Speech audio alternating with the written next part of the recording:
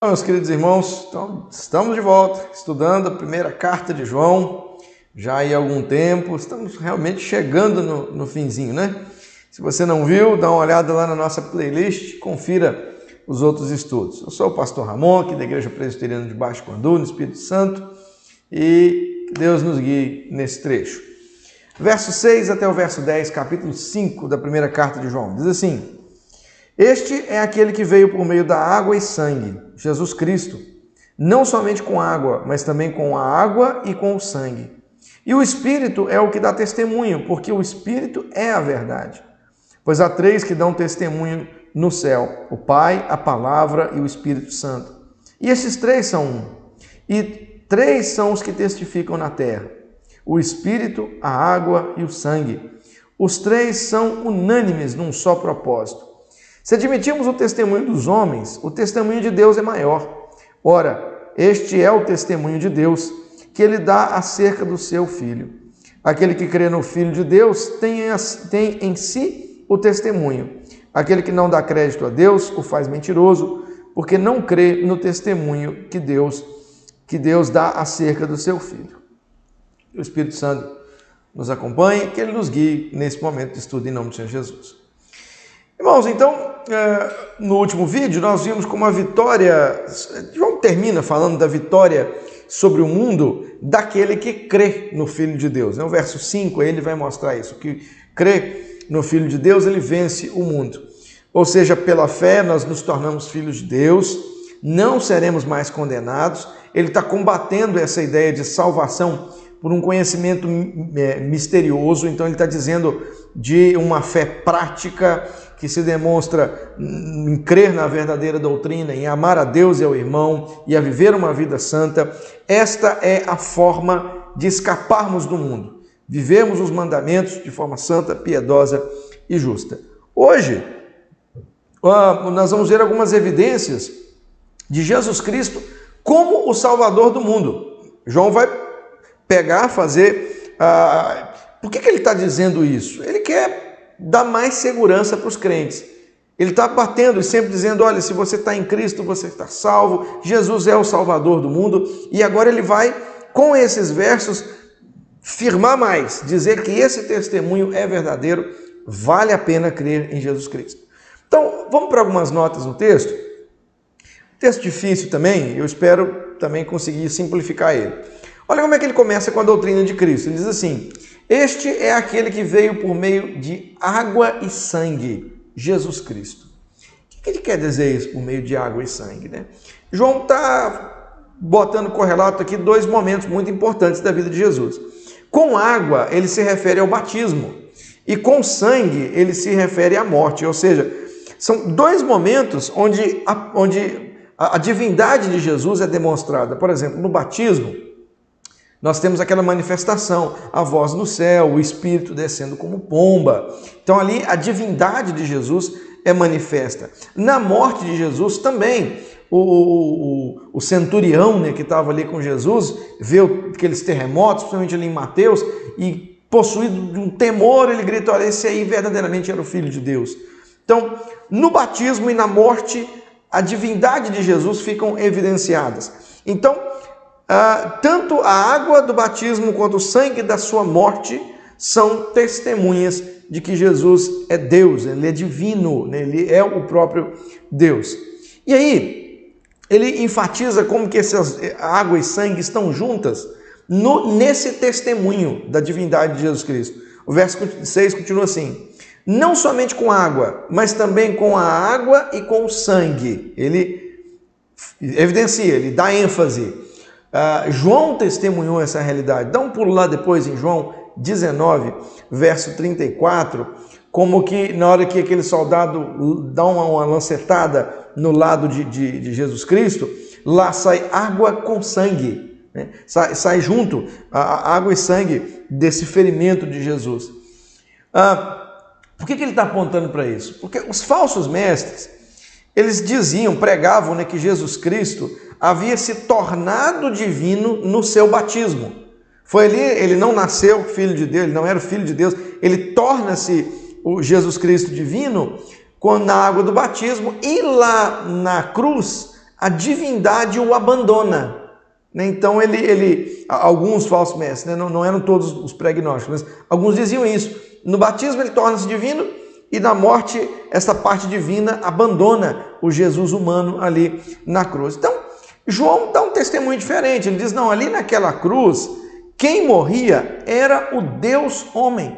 100% Deus, 100% homem. Sangue e água juntos, testemunhando que somente o Deus homem, o Deus encarnado, é aquele que poderia, concluir a nossa salvação. João fala muito sobre isso, capítulo 1, no capítulo 2, no capítulo 4, a respeito da necessidade do Deus homem, de Jesus Cristo, da humanidade de Jesus e da divindade de Jesus Cristo na obra da salvação. Então ele está dizendo, não, contra esses falsos mestres eu digo, quem morreu aí foi o próprio Cristo. O Deus homem, não houve separação.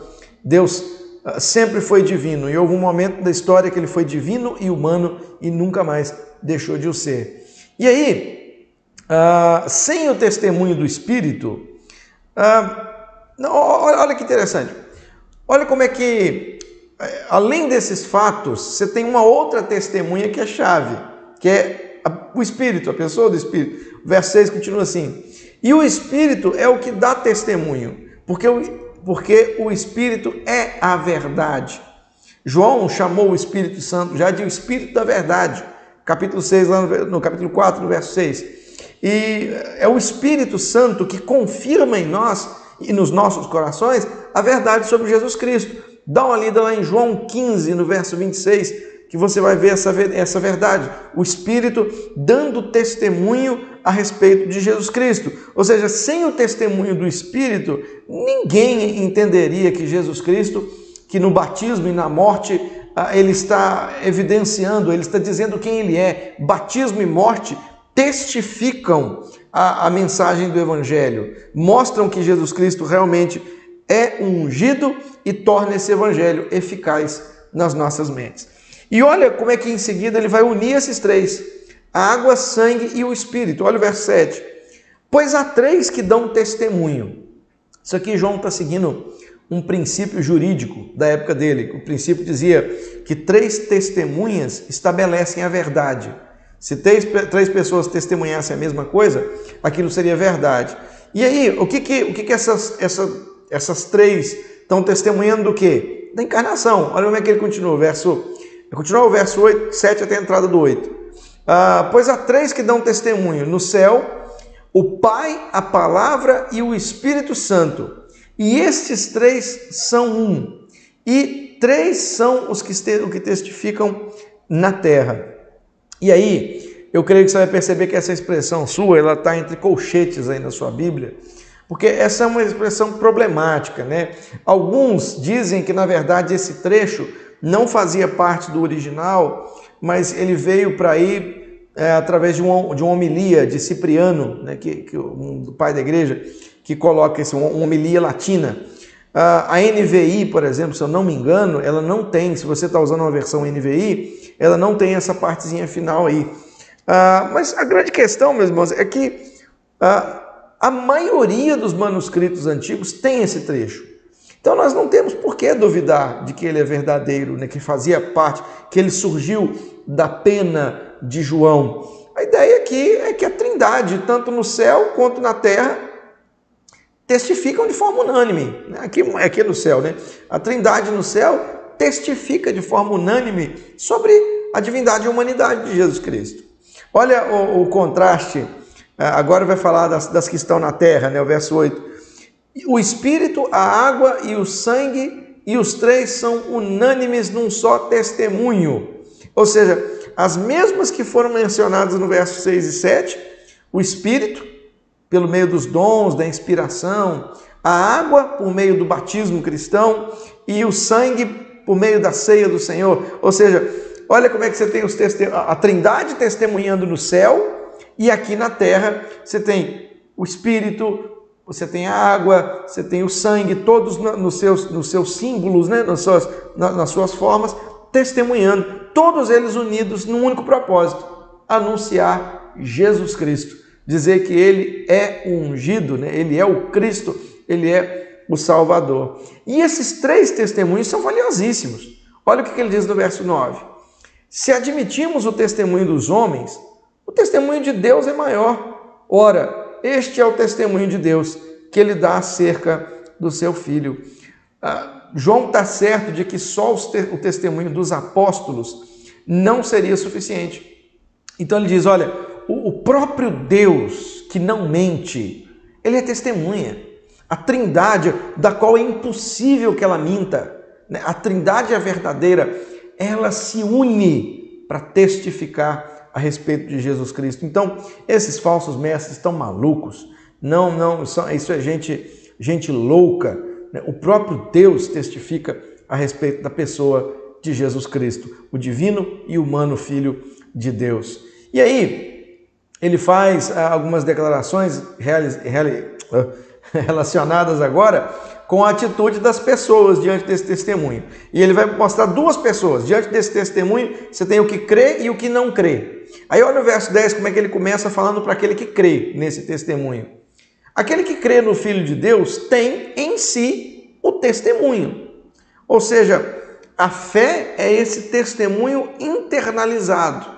O coração do crente sabe que Jesus Cristo é o Filho de Deus. Lá dentro, né? Gálatas capítulo 4, verso 6, fala que Deus coloca no coração um espírito de filho, né? Que clama Abba, Pai. Então é dentro, vem de dentro. Aquele que crê, ele crê interior, tem uma ação do Espírito nos fazendo crer. E depois ele fala daquele que não crê, continua o verso 10. Aquele que não dá crédito a Deus o faz mentiroso, porque não crê no testemunho que Deus dá acerca do seu Filho.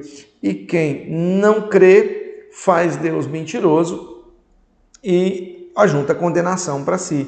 Deus se deu a conhecer, né, por suas obras. O alvo aqui são os falsos mestres, porque os falsos mestres estavam negando a encarnação. Então, Jesus Cristo, João diz assim, olha, todo mundo que nega o testemunho apostólico, que tem o testemunho de Deus, da Trindade, que Jesus Cristo é o Filho de Deus, ele é ungido, ele é o Salvador. Qualquer um que nega isso é anticristo, foge, não dê ouvidos a ele. Descrer da Bíblia, meus irmãos, é algo perigoso, porque o testemunho apostólico está aqui. Então, se você não crê nesse testemunho, que está ancorado pelo testemunho do Espírito, da água e do sangue, você vai ter problemas. Descrer da Bíblia é algo muito sério. Eu queria terminar com algumas aplicações finais. O primeiro delas, diante desse texto, agradeça a Deus, viu, pelo privilégio de crer. Porque a Bíblia fala que a fé é um dom de Deus. E não é um dom dado a todos. É fato que alguns não crerão. Se você crê, se o seu coração se inflama com a realidade de Jesus Cristo, agradeça ao Deus. Você foi alvo da graça maravilhosa que Ele dá aos seus. Segunda, creia na Bíblia. Então, creia assim, leia ela de verdade.